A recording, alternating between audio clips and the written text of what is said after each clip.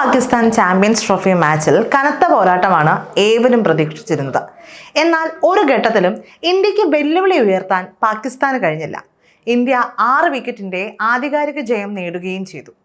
Score പിന്തുടരുമ്പോൾ ചുരുങ്ങിയ ഓവറുകൾക്കുള്ളിൽ തന്നെ India വിജയത്തിലേക്ക് നീങ്ങുന്നതായി വ്യക്തമായിരുന്നു. വിജയം ഉറപ്പായതോടെ വിരാട് കോഹ്ലി സെഞ്ചുറി തികയ്ക്കുമോ എന്നതായിരുന്നു ആകാംക്ഷ. കോഹ്ലി 96 റൺസിൽ എത്തിയപ്പോൾ ഇന്ത്യക്ക് ജയിക്കാൻ 2 റൺസ് മാത്രം മതിയായിരുന്നു. ഒരു സിക്സർ അടിച്ച് കളി അവസാനിപ്പിക്കാൻ ക്യാപ്റ്റൻ രോഹിത് ശർമ്മ അദ്ദേഹത്തോട് കുസൃതിയോടെ ആംഗ്യം കാണിച്ചു. കോഹ്ലി അത് അംഗീകരിക്കുകയും സിക്സറിന് പകരം പന്ത് ബൗണ്ടറിയിലേക്ക് പായിച്ച് ഇന്ത്യയുടെ വിജയവും തന്റെ സെഞ്ചുറിയും ഒരുമിച്ച് ആഘോഷിക്കുകയും ചെയ്തു.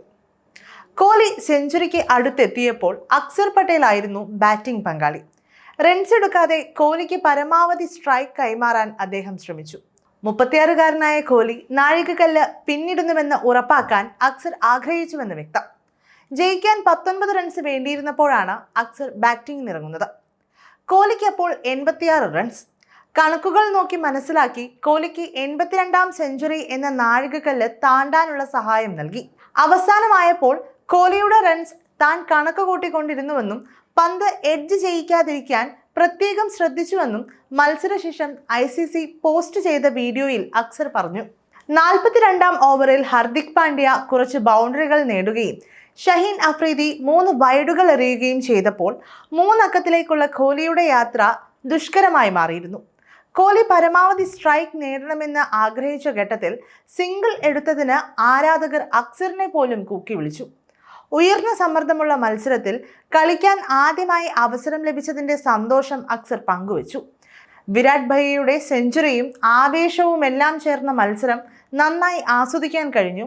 50 ഓവറുകൾ ഫീൽഡ് ചെയ്ത ശേഷം വിക്കറ്റുകൾക്കിടയിൽ കോഹ്ലി നന്നായി ഓടിയത് ഫിറ്റ്നസിന്റെ തെളിവാണെന്നും അക്സർ കൂട്ടിച്ചേർത്തു. അതിനിടെ കോഹ്ലി സെഞ്ചുറിയിലേക്ക് എത്താതിരിക്കാൻ ഹർദിക് പാണ്ഡ്യ ശ്രമിച്ചുവെന്ന് ആരാധകർ സമൂഹ മാധ്യമങ്ങളിൽ വിമർശനം ഉന്നയിച്ചു. ഹർദിക് കോഹ്ലിയെ സമ്മർദ്ദത്തിലാക്കാൻ നോക്കിയെന്നും അദ്ദേഹം നേരത്തെ സെഞ്ചുറി നേടേണ്ടതായിരുന്നുവെന്നും വിമർശിച്ചു. ശ്രേയസ് അയ്യർ പുറത്തായ ശേഷമെത്തിയ ഹർദിക് അതിവേഗം റൺസ് ഉയർത്താൻ ശ്രമിച്ചു. ഷഹീൻ ഷാ അഫ്രീദിയെ ബൗണ്ടറി അടിച്ചു. ഇതോടെ കോഹ്ലിയുടെ സെഞ്ചുറി സാധ്യത കുറഞ്ഞു. ഇതിനാണ് തിടുക്കപ്പെട്ട് മത്സരം തീർക്കാൻ ഹർദിക് ശ്രമിച്ചതെന്നും ആരോപിച്ചു. സെഞ്ചുറി തികയ്ക്കാൻ സാധിച്ചതിനാലാണ് വിവാദങ്ങൾക്ക് ആക്കമുണ്ടായത്.